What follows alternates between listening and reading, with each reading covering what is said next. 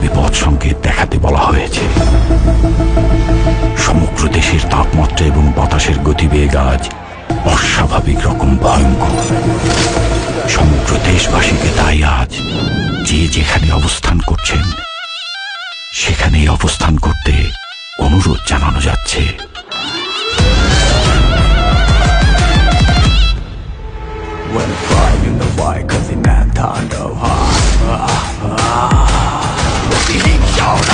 মুছে যায় না, তাণ্ডব হয়ে যাবে, টিকে থাকা হয় না।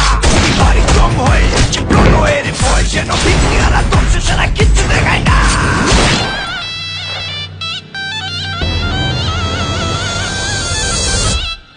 Welcome to the show.